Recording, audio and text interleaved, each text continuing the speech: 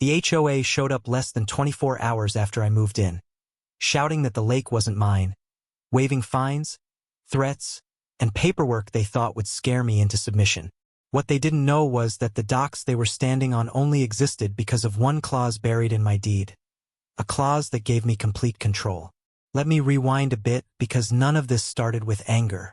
It started with relief. My name is Daniel Mercer. I'm 43, recently divorced, burned out from city life, and desperate for quiet. When I bought that lakefront property, it wasn't about status or money. It was about breathing again. The house wasn't fancy. Older wood, dated kitchen, creaky floors. But the lake behind it? Glass-smooth water at sunrise. Loons calling at dusk. A narrow stretch of shoreline that felt untouched, like it had been waiting for someone who would actually respect it. The realtor mentioned there was an HOA nearby, but she waved it off casually. They don't govern your lot, she said. You're outside their authority. I believed her. The property had been in one family for decades before me.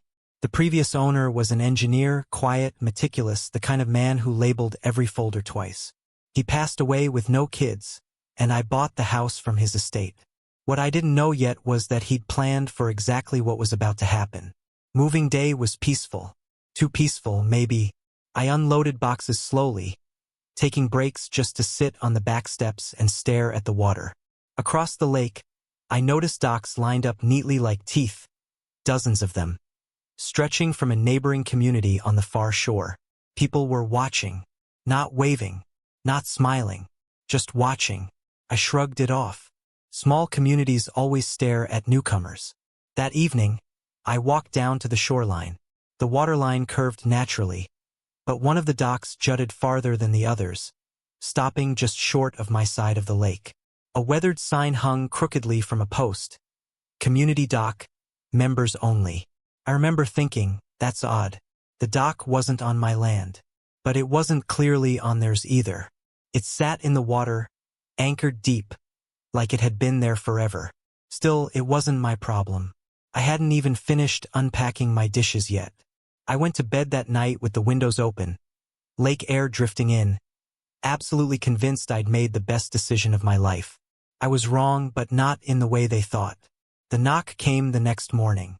Hard, sharp, confident. I opened the door to find 6 people standing on my porch. Clipboards, branded polos, sunglasses worn indoors. Front and center stood a woman in her late 50s with tight blonde hair and a smile that didn't reach her eyes. Daniel Mercer? She asked, already knowing the answer. I'm Karen Whitlow, president of the Lakeside Ridge Homeowners Association. She didn't wait for an invitation. She stepped forward, scanning my house like an inspector searching for violations. You need to understand something immediately, she said.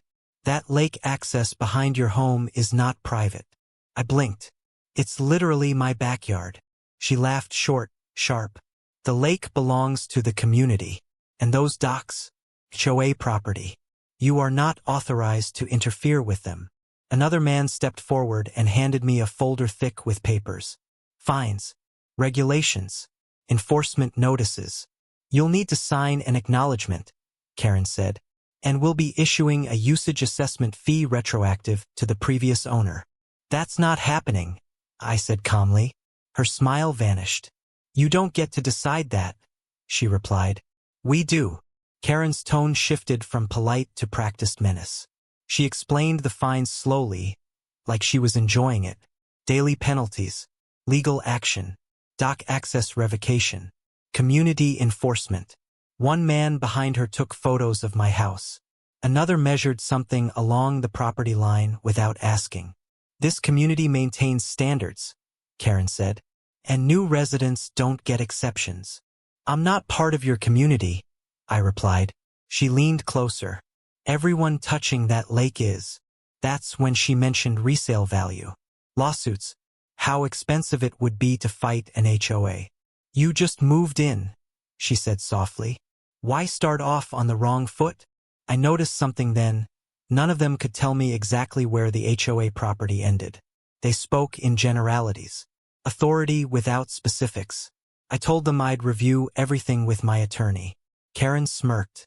Good luck finding one willing to challenge us. They left like they'd already won. I stood on my porch, folder in hand, watching them march back toward the lake, across the dock. The dock they were so confident belonged to them. That's when something clicked in my memory. When I bought the house, the closing attorney had paused at one page longer than the rest. He'd said, "Interesting." At the time, I didn't ask questions. I just signed. That night, I dug out my copy of the deed. Not the summary. The full document. The boring, dense one nobody reads. I found the page. There it was. A clause referencing submerged land rights extending beyond the shoreline, including structures anchored within specific coordinates. Coordinates that matched the docks. My stomach tightened. The previous owner hadn't just owned the shoreline. He'd owned the lakebed beneath it, legally separated decades earlier when the community was developed. The HOA never updated their documents, never challenged it, never noticed. They built docks on land they didn't own, and I had just inherited control of all of it. The next morning, I went to the county records office. 3 hours later, I had copies of plats, surveys, and permits dating back 40 years. The truth was worse and better than I expected. The HOA never owned the docks. They only maintained them. The original developer leased lakebed access from the previous owner. That lease expired years ago. No renewal. No transfer. Legally, the docks existed at the pleasure of whoever owned my property. Me. I had a lawyer confirm it that afternoon. He laughed when he read the paperwork. "They're about to have a very bad week," he said. I didn't celebrate yet, because that evening the HOA escalated. I woke up to violation notices taped to my door. Environmental interference, community disruption, unauthorized access to my own shoreline.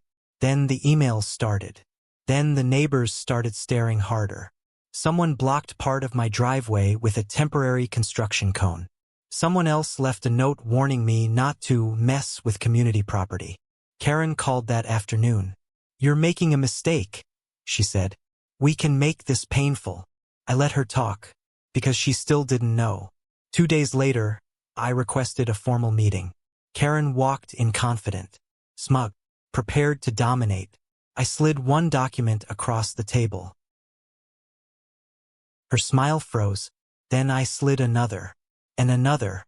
Her face drained of color as she realized what she was reading. "You can't," she started. "I can," I said calmly. "And I do." I explained that every dock rested on my property. That usage without permission constituted trespass. That continued enforcement would trigger legal action. The room went silent. For the first time, Karen looked afraid. She tried threats, then bargaining, then denial. None of it worked. I told them the docks would remain, temporarily, under new terms, access permits, liability waivers, real transparency. Karen lost the board vote that night. She stormed out. The power had shifted permanently. Within weeks, Karen resigned. The HOA rewrote its bylaws. The dock stayed legally, respectfully, and the lake stayed quiet again. This morning, I sit on my dock, watching the water ripple under the sunrise. The lake didn't change. The people did. And sometimes the strongest move isn't shouting back. It's knowing the paperwork better than the bully ever bothered to read.